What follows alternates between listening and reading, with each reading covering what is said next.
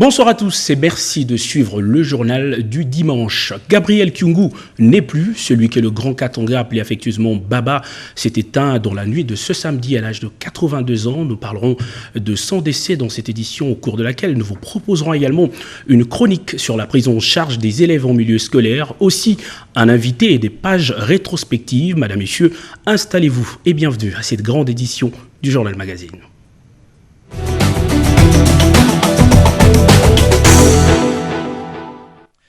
Il était président de l'Assemblée provinciale du Haut-Katanga jusqu'au moment de sa mort dans la soirée de ce samedi à Luanda, en Angola. Le décès du président national du parti politique UNAFEC intervient quelques jours seulement après la mort de son fils Marcel Kyungu, en charge de la jeunesse de son parti UNAFEC. L'information a été confirmée par plusieurs sources familiales. Nous parlerons de son décès dans nos prochaines éditions, mais bien sûr aussi de son parcours. Ituri est toujours en état de siège. Les opérations militaires se succèdent depuis plusieurs semaines maintenant dans cette province. Le Premier ministre Sama Lukonde y séjourne depuis hier. Aussitôt arrivé, il a pris langue avec une délégation de la MONUSCO. Le retour de la paix a constitué le centre d'intérêt de cette séance de travail. La mission des Nations Unies pour la stabilisation du Congo a profité du séjour de travail du Premier ministre Jean-Michel Sama Lukonde Kyenge en Ituri pour évaluer la situation sécuritaire de cette province. La MONUSCO s'est dit prête à accompagner le gouvernement Sama dans la recherche de cette sécurité et dans le processus de démobilisation des armements et réinsertion sociale des DRCS lancés par les chefs de l'État. Nous essayons d'apporter notre contribution. Nous accompagnons le gouvernement de la République démocratique du Congo. Et c'est un soutien que nous apportons dans le cadre d'un partenariat.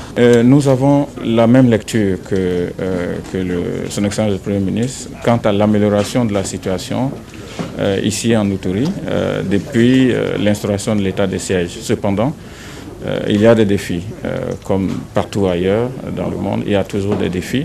Et nous sommes très contents que la MONUSCO ici en Ituri et le gouvernement sont sur la même longueur d'onde quant à travailler ensemble pour arriver à juguler ces défis. Kassimi Bamba, chef de section des affaires politiques de cette mission onusienne en République démocratique du Congo, a en outre soutenu que la MONUSCO reste dans la vision des autorités congolaises car c'est la cadre avec sa mission qui est la consolidation de la paix et la restauration de l'autorité de l'État. Un reportage de Patti Toundouangou. Le ministre de Médias et porte-parole du gouvernement et dans la suite du Premier ministre, Patrick Mouyaya, a mis son séjour à profit pour visiter quelques organes de presse de Bunia. Il était donc face à ses anciens confrères. Regardez. Voici à quoi ressemble la RTNC Bunia, province de l'Ituri, qui a reçu la visite du ministre de Médias et porte-parole du gouvernement. Juste une maisonnette d'à peine 2 mètres carrés dans une concession d'1 hectare au départ est rétrécie aujourd'hui par des spoliateurs nommés parmi les hauts gradés de la province. L'émetteur radio de 600 watts a perdu de toute sa puissance dans cette salle de machine. Juste en face des studios, cet immeuble inachevé qui sert de salle de rédaction. Ce qui est inadmissible dans une province en état de siège, appelée à communiquer chaque minute sur les opérations militaires que mènent les FARDC sur la ligne de front, note le ministre des Médias, Patrick Mouyaya. Renforcer les médias publics comme la RTNC ou comme l'Agence congolaise de presse et travailler avec les médias locaux, y compris privés, est un levier important dans la réussite de l'état de siège. Et je vous avoue que j'ai vu des choses qui me révoltent, il faut agir. Tout en saluant la bravoure du personnel aussi bien de la RTNC que celui de l'Agence congolaise de presse ACP, les découpages de provinces devraient être suivis par des infrastructures pour accueillir d'autres services. La RTNC, même si on peut se plaindre de la qualité du bâtiment, mais au moins elle a un bureau, l'ACP est dans la rue. Ça veut dire que nous devons voir dans quelle mesure, peut-être commencer par un conteneur ou peut-être trouver quelque chose, mais l'idée c'est de dire qu'il faut que le média public en Ituri puisse être bien doté pour qu'il rende le travail qu'il faut. Sur place, le ministre des Médias a de toute oreille enregistré les préoccupations des journalistes des différents médias, préoccupations à intégrer parmi les priorités de son action. 365, c'est le nombre de jours dans une année. 365, c'est également le nombre de pages du nouvel ouvrage de Jean Olongo Ngona. Dans les lignes de sa publication, l'auteur décline pour la postérité le récit vivant des crises vécues au cœur même du système de gouvernance de l'économie congolaise. Publié aux éditions L'Harmattan et dans les collections de comptes rendus, l'ouvrage a été porté sur le fonds baptismaux par le président du Sénat, Modeste Batil-Kwebo et Johnny Dada-Chabani. Bâtir l'émergence du Congo démocratique par la bonne gouvernance. Ces livres de Jean Olongo Ngona étaient portés au fonds baptismaux par les professeurs Batil-Kwebo, le président du Sénat de la République démocratique du Congo. L'auteur de ces livres, Jean Olongo Ngona, est un administrateur à la Banque centrale du Congo. Il est le premier auditeur général de cet institut d'émission et directeur général honoraire de la DGRAD et professeur à l'École nationale des finances. Le préfacier de cet ouvrage, Pierre Païpaï, inscrit dans son contenu, souligne que son auteur, pour qui il a une grande estime, met en relief la revue des problèmes économiques rencontrés par les pays et jette un regard critique sur la gestion financière et monétaire du pays, des faits vécus comme auteur et observateur.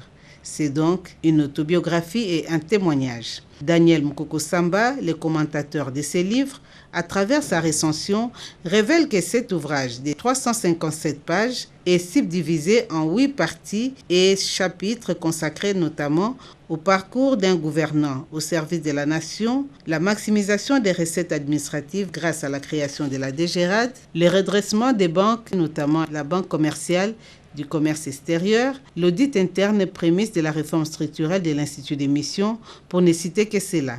Il a estimé que cet ouvrage est une feuille de route qui servira de support à la voie vers l'émergence du pays par la bonne gouvernance de la chose publique, socle du développement du pays. Pour sa part, le ministre des Finances Nicolas Kazadi a apprécié à sa juste valeur cette initiative qui sert de référence dans la gestion des finances publiques et de la stabilisation du cadre macroéconomique. Avis partagé par Jean-Claude Massango, gouverneur honoraire de la Banque centrale du Congo, qui est marqué par l'expertise de ces hauts cadres de la Banque centrale qui restera gravé dans cette institution financière.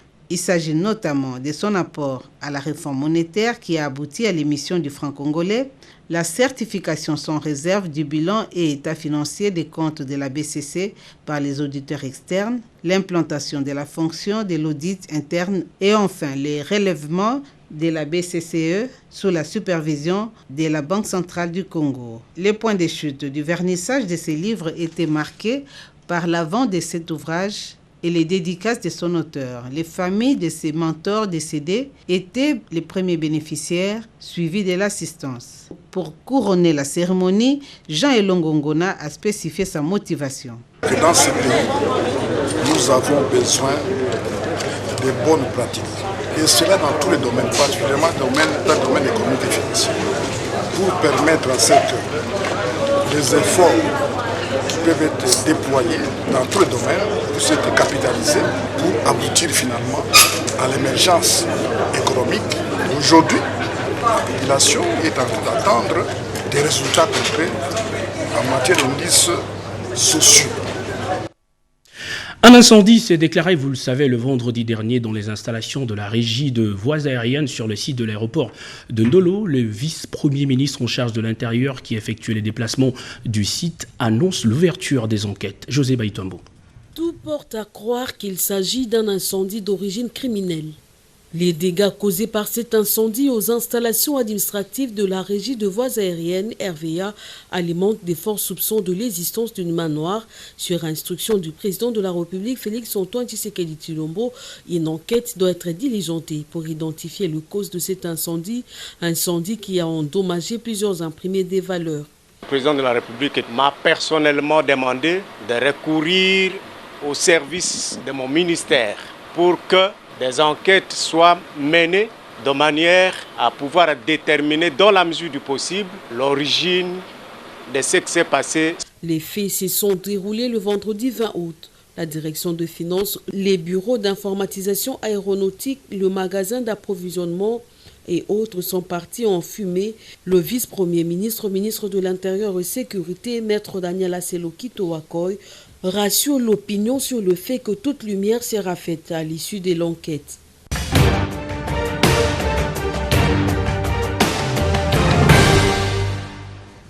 Les experts américains de forces spéciales sont en opération dans l'est du pays. Ils appuient les forces armées de la RDC qui font face aux forces négatives et groupes terroristes. Bien avant leur déploiement, ils ont été reçus par le chef de l'État Félix-Antoine Tshisekedi. Le président en exercice de l'Union africaine a au cours de cette même semaine accordé un entretien à une délégation de parlementaires panafricains. Pierre Kibambe Somoïssa nous fait le résumé de la semaine du président.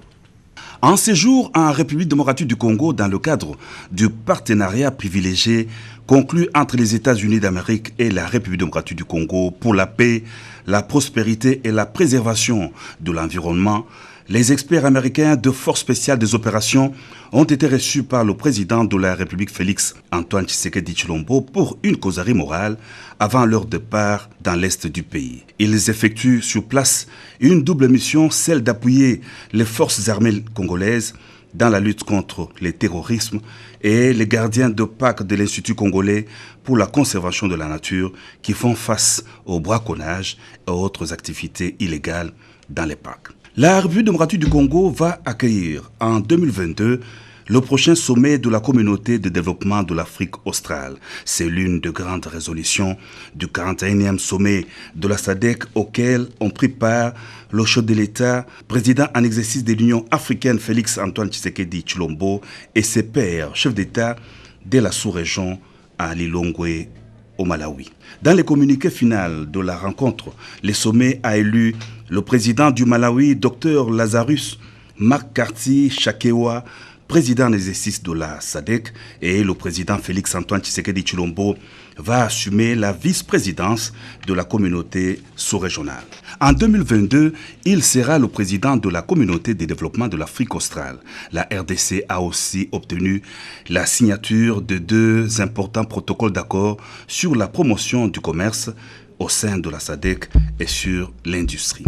Une forte délégation de parlementaires panafricains venus de différents pays du continent et ceux de la RDC a eu des entretiens avec le président de la République Félix-Antoine Tshisekedi Tshilombo, président de l'Union africaine. Au cours de cette entrevue à laquelle ont pris part le président du Sénat Modeste Bahati Lukwebo et de l'Assemblée nationale Simon Bosson Kodia, la délégation a échangé avec le chef de l'État sur la question relative à la désignation du président du Parlement panafricain. Les parlementaires ont apprécié à leur juste valeur les sages conseils du président en exercice de l'Union africaine. Ils comptent sur l'accompagnement de tous les chefs d'État africains pour plus de sérénité et de cohésion au sein de leur organisation. De grandes questions d'actualité à travers le monde et en Afrique, les réchauffements climatiques, la pandémie de Covid-19 et la poliomyélite étaient en toile de fond de l'entretien par visioconférence du président de la République Félix-Antoine Tshisekedi Tshilombo avec Bill Gates, président de la fondation qui porte son nom. Face aux catastrophes causées par le changement climatique qui impacte l'Afrique, le continent a besoin de l'apport de grands donateurs, les cas notamment de la fondation Bill Gates. Les sujets étaient évoqués au cours des échanges du chef de l'État, président en exercice de l'Union africaine avec le milliardaire américain. La fondation Bill Gates est également engagée dans le système de santé. Après la vague de la poliomyélite, dite sauvage, éradiquée, une autre vague secondaire sévit en Afrique. Des efforts doivent être consentis pour en finir avec cette maladie sur l'ensemble du continent. Concernant la Covid-19, il ressort de cette entrevue que la RDC recevra des millions de vaccins à la fin de l'année 2021 en cours. La drogue en vogue à Kinshasa, dit Bombé, fait de dégâts. Sa nocivité extrême n'est plus à démontrer. Cette semaine, nos chroniqueurs s'y sont penchés. Cette même semaine est également celle qui a vu les employés des Indo-Pakistanais aller en grève. Fifi Mukundi revient sur les faits marquants des 7 derniers jours. L'envoi d'une mission de solidarité au Kasaï, ainsi en a décidé le Premier ministre cette semaine. C'était à l'issue de la réunion avec quelques membres du gouvernement. En attendant une solution définitive, un élu du coin a installé les bornes fontaines pour desservir en eau la population de Chikapa. La drogue en vogue dénommée Bombé fait parler d'elle en mal. Ces effets nocifs rendent les consommateurs dingues voire faibles. Le mercredi, les ministres de la Jeunesse et de la Santé ont examiné l'ampleur du danger de ces stupéfiants afin de tirer les jeunes de son emprise. Au sud Kivu, des pertes en vies humaines, de maisons emportées, des routes impraticables et divers dégâts matériels, tel est le bilan de l'inondation après une pluie diluvienne à Bukavu. À Kinshasa, le vendredi, un incendie s'est déclaré aux installations de l'administration centrale de la RVA en Ndolo. Le feu a emporté les documents, des imprimés de valeur et la toiture de bureaux de plusieurs directions. Ce lundi, l'ambiance habituelle a repris dans la capitale. C'est suite à la décision sur la réouverture des bars et terrasses. Un retrouvaille des jouisseurs et bonne affaire pour les tenanciers de ces débits de boissons. Par contre, du côté des tenanciers des chambres froides, c'est la désolation. Les importateurs de produits surgelés résistent, pas de baisse des prix, mais ils optent tout de même pour la rétention des stocks. Dans le secteur de l'aviation civile, les prix de billets est revu à la baisse. Constat du ministre de l'économie nationale à l'aéroport international d'Ndjili ce jeudi. Cette semaine, les employés des Indo-Pakistanais étaient en grève. La situation est redevenue à la normale après la médiation de la ministre de l'Emploi. Enfin, la langue des sourds en phase de devenir une 5e langue nationale en République démocratique du Congo, les experts s'attellent à élaborer un dictionnaire des langues des signes.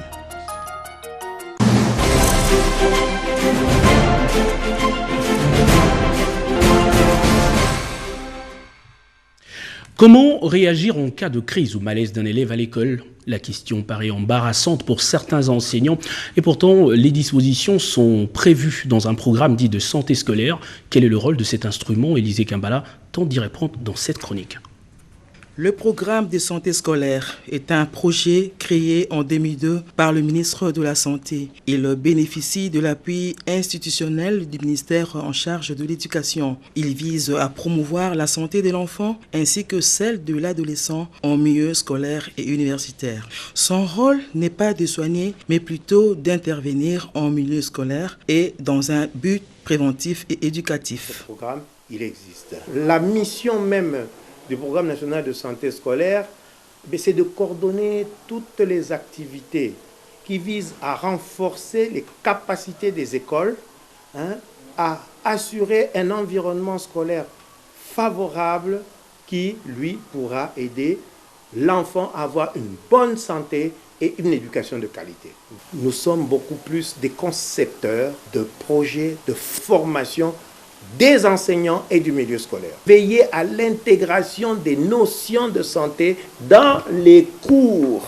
Une commission qui s'occupe de la détection des troubles de l'apprentissage, par exemple. Mauvaise audition, mauvaise vision, mauvais langage défectueux, pathologie bucco-dentaire. Et donc, ces campagnes, nous les menons chaque année, dans la mesure du possible, assurant aussi soit les référés pour correction, soit corriger sur place, soit l'enseignant, que ce soit les élèves, peuvent être exposés. Par exemple, là, vous parlez de la poussière de la craie. La poussière de la craie, chez un asthmatique, chez un enfant qui a des problèmes respiratoires et d'autres trucs, ça ferait un problème. Donc, c'est pour ça que là aussi, l'enseignant doit être formé. L'enseignant doit savoir que, dans ma classe, j'ai un enfant asthmatique. Et donc, je ne peux pas lui donner le genre de punition. Aujourd'hui, tu vas balayer. Tu vas balayer la classe et toute la poussière et tout et tout. Là, c'est lui préparer une crise avec toute la poussière qu'il a, les acariates et tout qu'on trouve dans la classe. Et donc, ça fait partie aussi de ce que j'ai dit plus tôt. Donc, nous assurons la sécurité et l'hygiène en milieu scolaire. Hormis ces maladies, les élèves sont exposés à d'autres maladies virales qui nécessitent une prise en charge éducationnelle. Les enseignants qui font le relais entre la famille et le personnel soignant doivent avoir un œil vigilant et une oreille attentive pour pouvoir déceler le plus tôt possible toutes les failles qui présentent les élèves dès les premiers jours de la rentrée scolaire. Dans notre stratégie, nous sommes allés très loin. Nous avons intégré l'enseignant. Parce que si nous nous occupons seulement de l'enfant, mais la santé de l'enseignant, or c'est l'enseignant qui lui donne cours.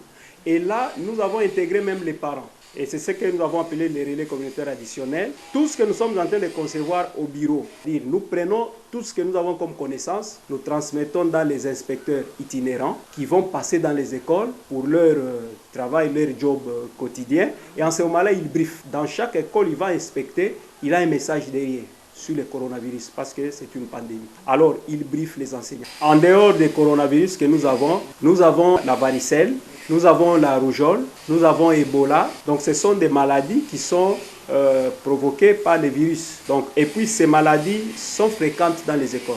Nos enfants respectent les mesures barrières à la maison parce qu'à l'école, nous les faisons déjà. Le programme de santé scolaire et universitaire dispose des supports didactiques qui permettent aux élèves de comprendre facilement le message en ce qui concerne la prévention de certaines maladies et de savoir entretenir un environnement familial sain.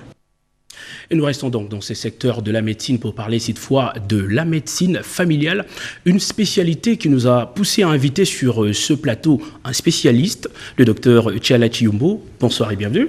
Merci beaucoup de m'avoir invité sur votre plateau. Merci beaucoup, docteur. Je rappelle que vous êtes spécialiste en médecine familiale. Une toute première question pour circonscrire le cadre, c'est quoi la médecine familiale et quelle est son importance? En fait, la médecine familiale est née il y a quelques années.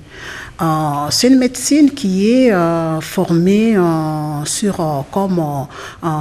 taillée à votre mesure. Donc, elle prend en charge, en fait, c'est une médecine qui est en périphérie dans la communauté, qui n'est pas dans le milieu hospitalier. Alors, elle prend en charge toute une famille.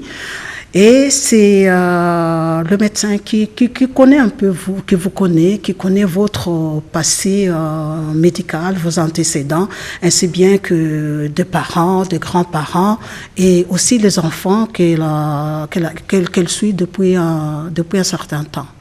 Donc, cette médecine a fait aujourd'hui que, quand vous regardez dans les pays développés, moi je vais parler spécialement du Canada. Justement, du Canada. Du Canada. Vous avez une expérience de 30 ans, je le souligne. Oui, voilà. Alors, quand vous regardez cette médecine familiale, vous voyez que les taux de mortalité de certaines maladies ont été réduits. Parce que ce n'est pas seulement la médecine qui soigne, mais c'est la médecine aussi qui met beaucoup d'accent sur la prévention.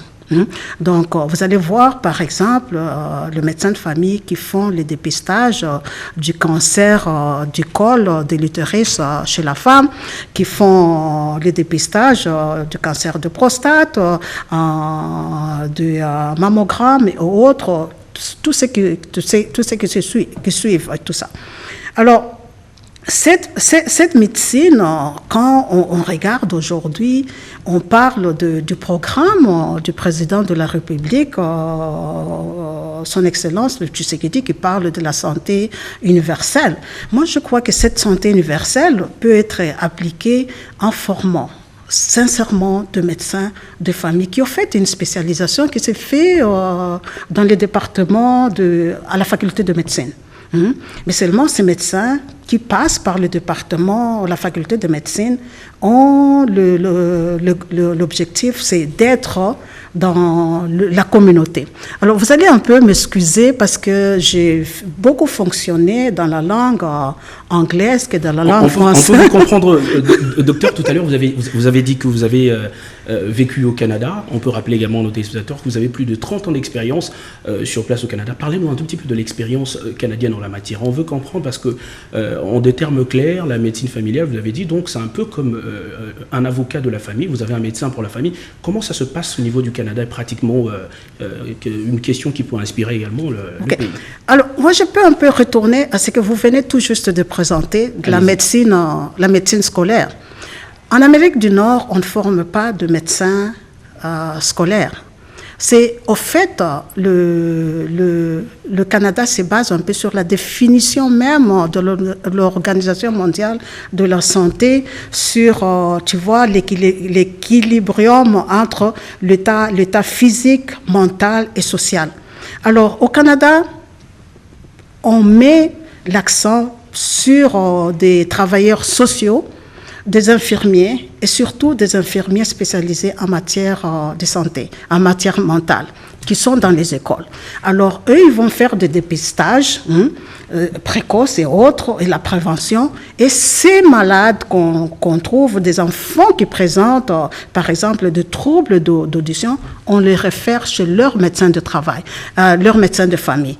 Donc, vous voyez, le médecin de famille, c'est en fait l'intermédiaire entre la famille, la communauté, l'école. Donc, quand vous parlez de la communauté, vous parlez en même temps de l'école. Donc, c'est l'intermédiaire entre la famille, l'école et les autres spécialités. Docteur, une avant-dernière question avant de vous laisser partir. Quelles recommandations formulez-vous à l'endroit de l'État pour qu'un jour, je sais que c'est votre souhait également, que votre pays ressemble également au Canada ou à d'autres pays qui sont déjà un peu avancés dans ce domaine? Alors, le problème, moi je mettrais plus l'accent sur la formation de médecins de famille. De médecins de famille, comme je l'ai dit, c'est des médecins périphériques, c'est des médecins de communauté. Donc, ils connaissent la population.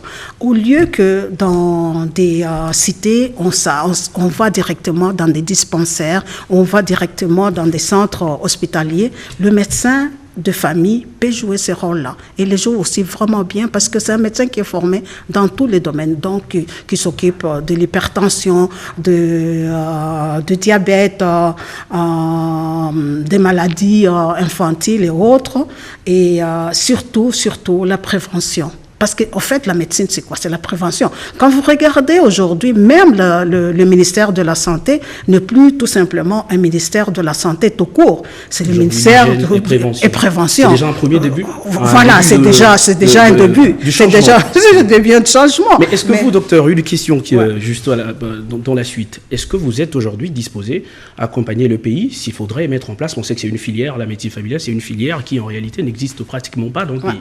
Mais comme je l'ai dit, c'est une spécialisation.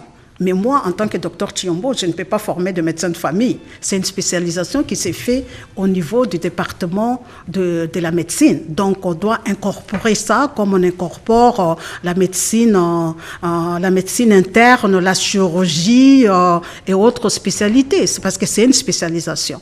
Vous encouragez donc l'État à intégrer cela dans la réforme de l'enseignement, mais aussi aux étudiants à essayer d'embrasser cette filière. Voilà.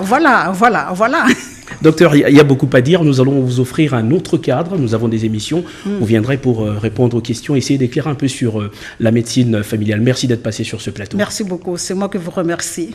Merci également. Voilà, nous rappelons que nous recevions sur ce plateau le docteur Tchala Chiombo. Elle est spécialiste en médecine familiale et avec elle nous parlions donc justement de la médecine familiale. Poursuivons ce journal. La crise de la Covid-19 a bouleversé plusieurs familles. Les vacances pour les élèves seront écourtées, les élèves du pays donc. La prochaine rentrée scolaire qui s'annonce complique un peu plus les prévisions de parents. Ceux qui ont leurs enfants inscrits à l'EPA Massina ont reçu un coup de pouce de la société d'exploitation du guichet unique du commerce extérieur. Des kits scolaires ont été remis à leurs enfants. Yvette Makuntima. La joie partagée entre élèves dans une cour d'école ou dans la salle des classes n'est plus un luxe réservé à une certaine catégorie sociale d'enfants. Depuis l'instauration de la gratuité de l'enseignement primaire par les chefs de l'État, de nombreuses initiatives viennent en soutien aux écoles et parents d'élèves. La responsabilité sociale, c'est la motivation de la société d'exploitation du guichet unique du commerce extérieur qui vient de remettre un lot important de kits scolaires aux élèves de l'école primaire à Massina et à l'Institut de Massina. Dans les kits scolaires, nous avons mis des cahiers, stylos, des crayons, des lattes. Nous sommes intéressés sur l'éducation. Donc c'est l'un des piliers qui intéresse plus Ségus RDC. Nous appelons ça responsabilité sociale des entreprises. C'est un programme que notre partenaire Bureau Veritas a mis en place qui nous permet de pouvoir venir en aide aux nécessiteux. La crise sanitaire due à la Covid-19 laisse peu de temps aux parents pour préparer la rentrée scolaire prochaine. Les gestes de la Ségus est donc salvateur. Je leur ai demandé de bien garder, surtout demander aux parents, pendant ces temps, bientôt là ils vont aller en vacances, qu'ils gardent jalousement ces kits afin de les remettre aux enfants à la rentrée scolaire prochaine. Ces dons n'est qu'un début. La société d'exploitation du guichet unique du commerce extérieur envisage dans un futur proche la réhabilitation complète des bâtiments de cet institut. Parmi les dossiers brûlants de l'actualité de l'heure figure celui de la candidature de Denis Kadima Kazadi à la CENI. Après un long moment de silence, le chef spirituel de l'église kimbanguiste, Simo Kimbangu Kiangani, s'est enfin exprimé sur la question. Je vous propose de le suivre. Na komba tata mo anape tata molimo santo. Dès que comme nous ne cessons de le dire, nous sommes arrivés au temps de la fin. C'est le temps où les enfants de Dieu doivent régner en maître. L'église kimbanguiste a proposé à la CENI son candidat au nom de Denis Kadima Kazadi. Nous sommes très contents parce que c'est pour la première fois que la CENI nous demande cette candidature. Biso bakimbangiste, CENI a 5 biso candidat, to pesakra papa Denis Kadima. Biso nyos bakimbangiste yokanaki, to pesaki kombo wana papa Kadima, candidat biso kuna na CENI. Pona nini mbala liboso to mona likamba boye basengi biso pe to sepelaki na yango. On te pesaki kombo wana papa Kadima. Tozali sûr que mokili mobimba bozali kolanda biso na likambo oyo ya CENI candidat na biso papa Kadima pesaki kombo. Nous vous présentons à présent un autre ouvrage intitulé cette fois La guerre de l'eau qui porte la signature de professeur Albert Kabasele Yinga. Je propose de l'écouter. Il parle justement de sa publication. J'ai écrit ce livre il y a 3 ans. Ce livre a été préfacé par Feu Cardinal, Mosengo, paix à son âme. Il m'a accompagné. Il a demandé que j'écrive ce livre. Ce livre a été baptisé par le chef de la maison civile du chef de l'État, Monseigneur Moulumba, paix à son âme. Dans ce livre, je démontre que la RDC n'est pas un pays sans le fleuve ni la forêt. Donc nous sommes un pays grâce à cette forêt équatoriale nourrie par le bassin du Congo. Sans les eaux de ces bassins, on n'a plus de forêt. Et sans cette forêt, on n'a plus le fleuve Congo. Les deux sont comme 2 bébés siamois qui se tiennent. Quand on décide de dérégler cette balance, on crée un déséquilibre dont on ne saura pas peut-être demain être en mesure d'arrêter. Faisons un tour dans le Kasaï où les populations sinistrées viennent de bénéficier de vivres et non-vivres, dont du Haut Commissariat pour les réfugiés. Il s'agit selon notre reporter d'un projet de relocalisation de personnes.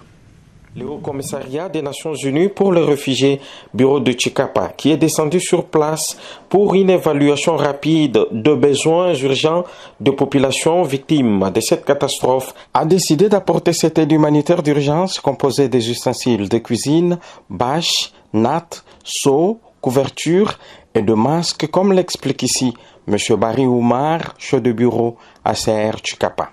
Nous avons déployé une équipe pour distribuer des matériels, des non-vivres au profit de ces sinistrés les plus vulnérables. Motif de joie pour la population bénéficiaire qui a manifesté sa gratitude à l'endroit de ACR. ACR, je dois encore vous remercier beaucoup des choses que vous me donnez, mais j'ai des sentiments que je ne dois plus vous dire.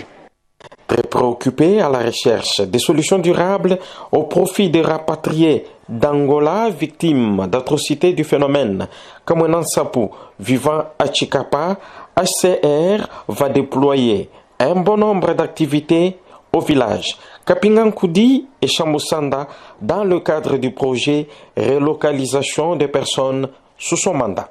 plein d'activités qui sont prévues pour accompagner ce processus. Il y a l'appui pour la construction des abris, 600 abris semi-durables. Il y a 200 à Kapinga-Kundi, 400 au niveau de Samusanda.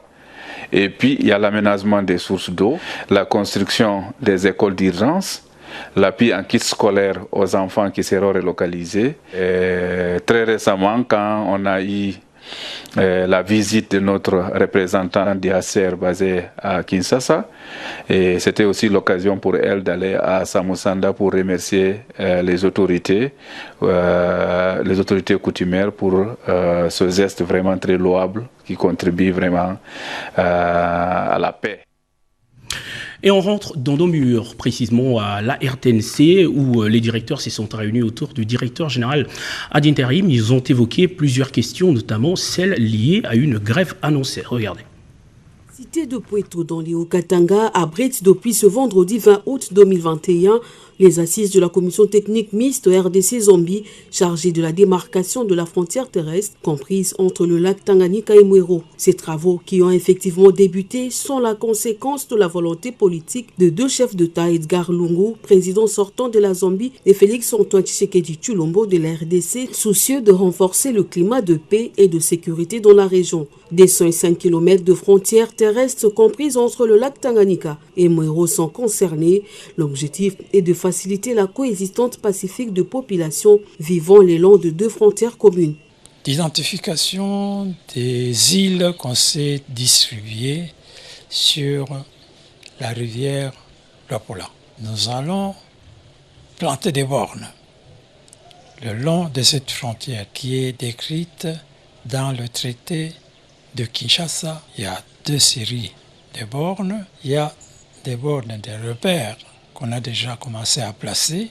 À partir d'une borne de repère, on sait que la frontière est à telle distance. D'ores et déjà, la frontière adoptée est celle fondée sur le principe des compensations réciproques et de répartition équitable des étendues par rapport à la ligne médiane de prétention des expulsions coloniales respectives. La frontière entre les deux pays est le résultat du traité signé le 12 mai 1994 entre la Grande-Bretagne et le roi de Belge Léopold II. Vous l'avez donc compris, il s'agissait là du lancement de pourparlers entre la Zambie et la RDC qui harmonisent de vue sur la redéfinition de leurs frontières. Voyons à présent ce qu'a été la réunion de directeurs de la RTNC aux côtés du directeur général ad intérim. Ne plus des griefs et des revendications à peine structurées. Le banc syndical a déposé un préavis de grève le 13 août dernier au prétexte que l'employeur lui refusait le dialogue et la concertation. Devant le directeur général a eu à peine un mois à procéder à la démonstration de la situation pour balayer le montage criminel mis en place par le partenaire social. La question des salaires, le ministre a envoyé le document au budget. Qu'est-ce qui peut encore expliquer cette grève? Qu'est-ce qui peut encore expliquer qu'on commence à saboter le matériel? Est-il normal? Au cœur de toutes les polémiques, le sous-directeur du personnel, Kanikiwa Kaniki, s'explique. J'ai été entendu, je crois, 2 fois par les gens de l'IGF. Je leur ai demandé d'aller à la banque, aller à la direction de la paix, aller chez l'ordonnateur délégué du gouvernement. C'est l'OD qui envoie les listings au niveau des banques et on nous donne une copie. Allez vérifier là-bas. Si on va constater qu'il y a 2 ou des listings parallèles, ou il n'y en a pas. Satisfait de l'éclairage, les interlocuteurs de Freddy Moulumba s'expriment. Moi, je pense que c'est l'information qui n'a pas été donnée à tout le monde. Et ce genre de réunion, si vous l'avez fait 2 semaines avant, vous n'allez pas arriver à cette situation. Vous nous avez fait part de ce questionnement-là. Bon, nous aussi, nous venons de vous écouter. Bon, peut-être qu'en nous laissant chacun dans son champ continuer à travailler, nous allons continuer également à accumuler des éléments d'observation qui peuvent être portés à votre connaissance. Signalons que l'affaire est déjà portée devant l'inspection générale du travail pour l'arbitrage. Vous le savez certainement, les prix de plusieurs produits sont en baisse dans le pays. Le prix de billets d'avion sont également en baisse. La ministre de l'économie qui effectuait le déplacement dans l'aéroport de Djili a fait le constat. Regardez. contexte où certains opérateurs économiques jouent au chat et à la souris avec le gouvernement, la surprise et la stratégie choisie par le ministre de l'économie nationale, Jean-Marie Kalumba Youma. Dès 5 h du matin de ce jeudi, il est à l'aéroport international de Njili pour vérifier l'effectivité du prix du billet d'avion. Avant c'était 300 et quelques, mais maintenant on a payé 198 $. Il y a 2 semaines, j'étais à Goma, j'ai acheté le billet à 340 $. Et le retour, je l'ai acheté à 198 $. Et c'est toujours 30 kilos, 10 kilos de bagages à main et 30 kilos de franchise. Pour en avoir le cœur net et battre en brèche les ragots des réseaux sociaux, en compagnie du directeur général et de la RVA, le ministre de l'économie nationale est monté à bord du régulier CAA pour vérifier le taux d'occupation. Je pense que la mesure elle est bénéfique pour les entreprises. Le CAA faisait des vols avec 40% des taux d'occupation, mais aujourd'hui il passe à 83%. C'est que en termes de recettes, il passe de 34 000 $ par vol à 41 300 $, soit une augmentation de 7 300 $. Ce qui est important pour nous, l'arrêté est appliqué, le consommateur est satisfait suite à la baisse des prix et les transporteurs aériens se retrouvent. Donc pour les vols où il faisait 34 000 $, il passe de 34 000 $ à 41 730 $, soit une augmentation de 7 000 $. C'est important et on est satisfait de la mesure. C'est tout le monde qui gagne, et les consommateurs et les opérateurs économiques. La révolution du juste prix est une réalité dans le transport aérien. Les voyageurs peuvent enfin faire des économies. Le champ est vaste, le combat est rude. Le ministre Jean-Marie Kalumba s'est armé du mental qu'il faut pour triompher. Le juste prix.